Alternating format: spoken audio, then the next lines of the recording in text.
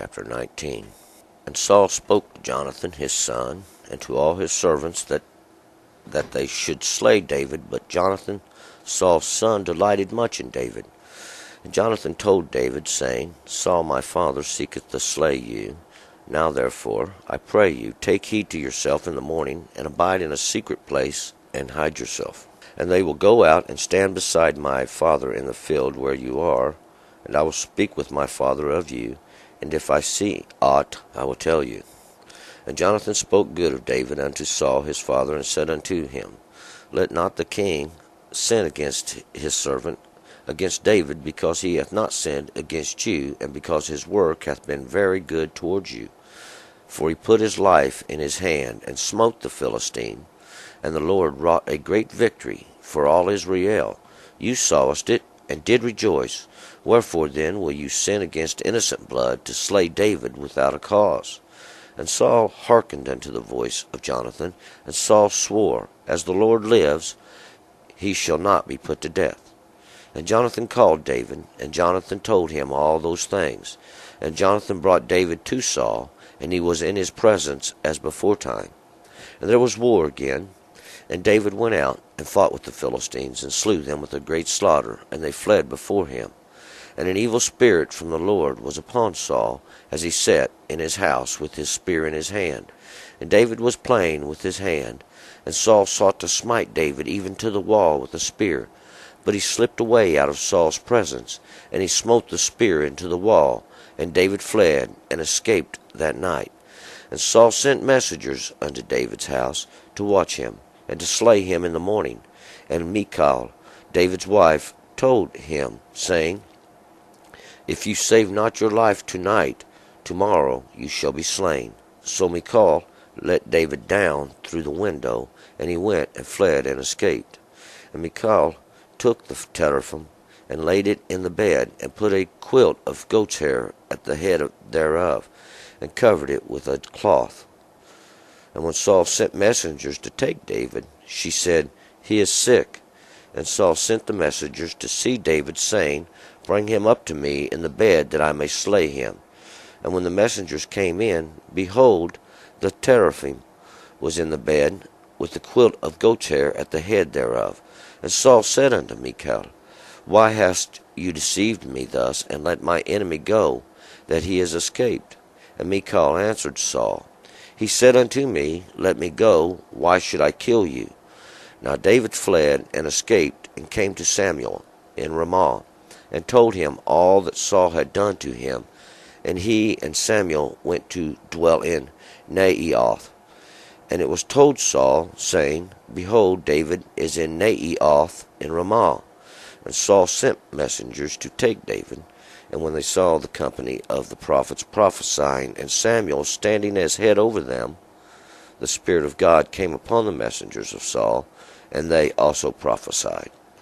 And when it was told Saul, he sent other messengers, and they also prophesied. And Saul sent messengers again the third time, and they also prophesied. Then went he also to Ramah, and came to the great cistern that is in Secu. And he asked and said, Where are Samuel and David? And one said, Behold, they are at Naioth in Ramah. And he went there to Naioth in Ramah, and the Spirit of God came upon him also, and he went on and prophesied until he came to Naioth in Ramah. And he also stripped off his clothes, and he also prophesied before Samuel, and lay down naked all that day and all that night. Wherefore they say, Is Saul also among the prophets? All right, let's go back up here to verse 1. Okay, yesterday, David had got married to Saul's youngest daughter, Michal. And this story just picks up sometime during Saul and David's life. And verse 1, And Saul spoke to Jonathan his son, and to all his servants, that they should slay David. But Jonathan, Saul's son, delighted much in David. So now Saul's telling all of his servants that he wants David dead. And Jonathan, we know, and David are very good friends. And Jonathan and David have an agreement. 2, And Jonathan told David, saying, My father seeketh to slay you. Now therefore, I pray you, take heed to yourself in the morning, and abide in a secret place, and hide yourself. So Jonathan's gone, and he's told David, my father wants to kill you. Now, I'm asking you to go and hide in this place. And 3, I will go and stand beside my father in the field where you are, and I will speak with my father of you, and if I see anything, I will tell you. So he told David, says, go hide now, and me and my father is going to go out in the field, and I'm going to talk to him there, and whatever I hear, I'm going to tell you. 4, and Jonathan spoke good of David unto Saul his father, and said unto him, let not the king sin against his servant, against David, because he hath not sinned against you, because his work hath been very good towards you.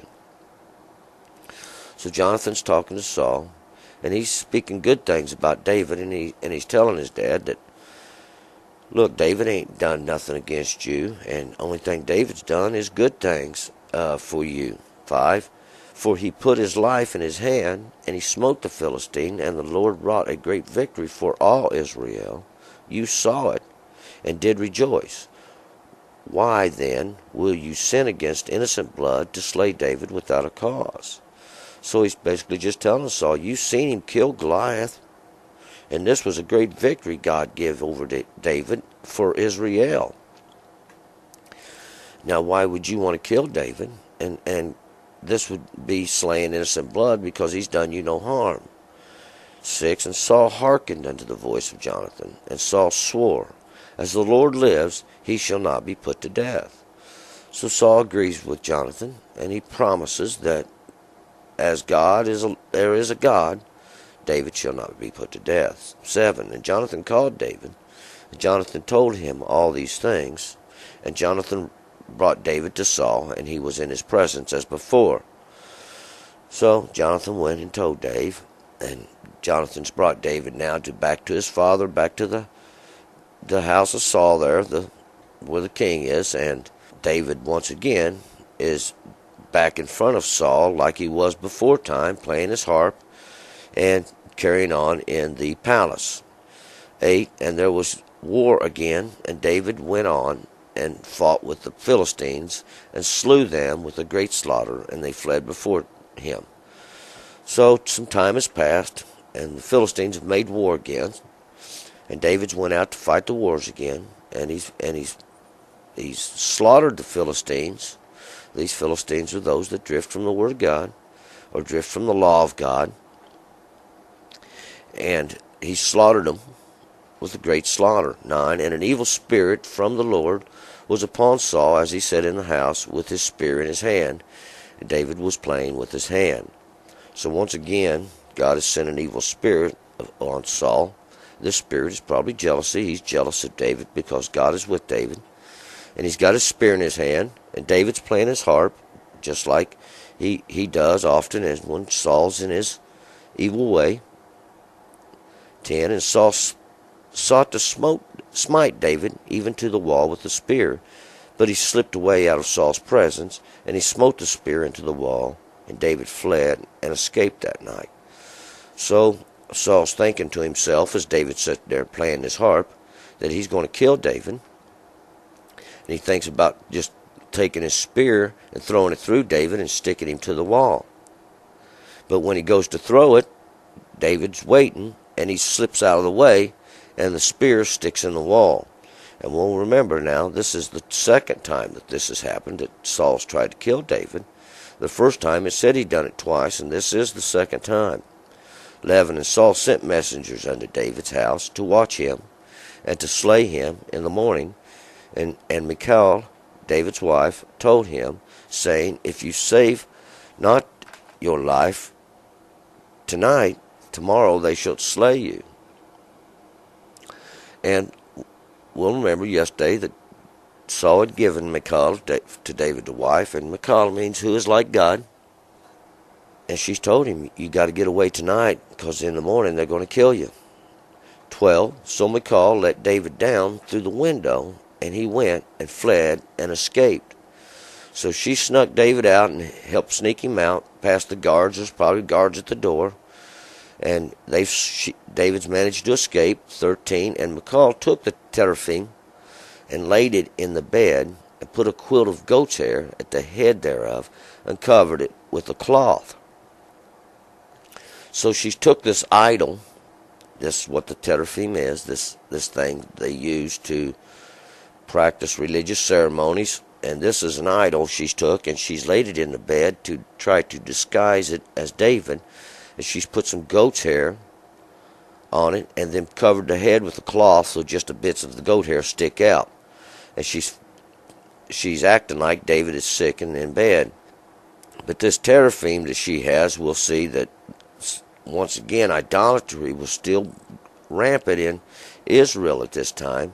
People had these little idols set up in their house, different idols, different lords and Baalims they had made for themselves. 14. And when Saul sent messengers to take David, she said, "He is sick." So Saul sent messengers to get David and bring him to him. But Michal, David's wife, has told the messengers he's sick. 15. And Saul sent the messenger to see David, saying, "Bring him up to me in the bed, that I may slay him." So now Saul sent these messengers back to get David, and told him to bring him laying in the bed if he's sick, and that I can kill him. 16. And when the messengers came in, behold, the idol was in the bed, with the quilt of goat's hair at the head thereof. So when the messengers came in, all they found was this little idol covered with some little goat's hair on the head of it. 17. And Saul said to Michal, "Why have you deceived me thus, and let mine enemy go, that he is escaped?" And Michal answered Saul, and he said unto me, "Let me go, why should I kill you?"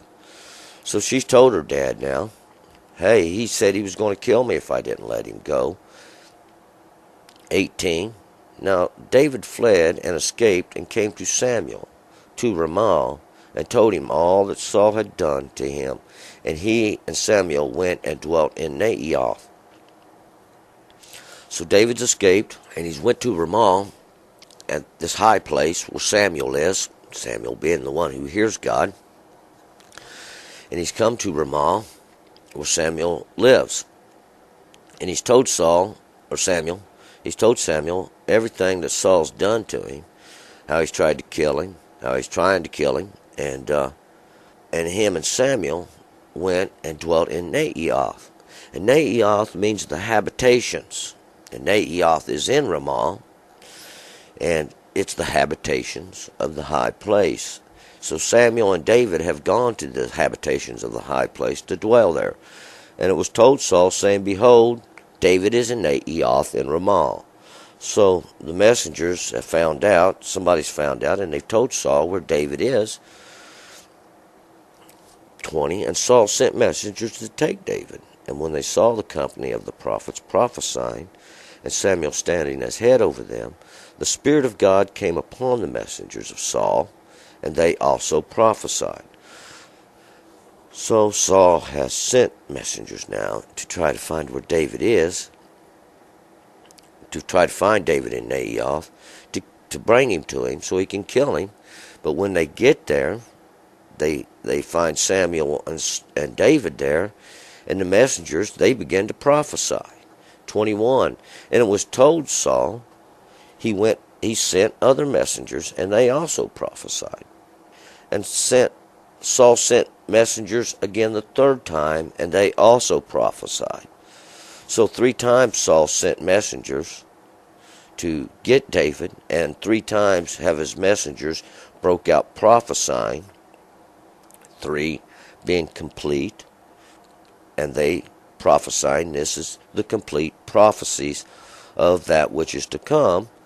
Saul being the king who God set up over Israel, and having anointed a new king now, Saul being the king that God wishes to remove by David. He's going to use David to drive Saul out. And these prophecies is where that we got to remember now. God using the kinghood as a judgment against Israel for the practices of the teraphim and the idolatry that's been going on. So the kinghood is not a good thing here. This is a judgment against Israel. And God is using these two men as the example. Saul being the first king who was set up, who is not the rightful king, David being the true king, who is going to be anointed, who has been anointed, who the kingdom's going to be given to, and God's blessing David. And Saul, he is going to drive out. He's done sent an evil spirit into Saul, and this evil spirit of the end time would be the wickedness and the teachings of idolatry that men would spread all over the earth, and God is going to send his true king in, this true spirit in, who's going to drive out this stuff with the truth and the word of God and the commandment. 22. Then went he also to Ramah, and came to the great cistern that is in Secu. And he asked and said, Where are Samuel and David? And one said, Behold, they are at Naioth in Ramah.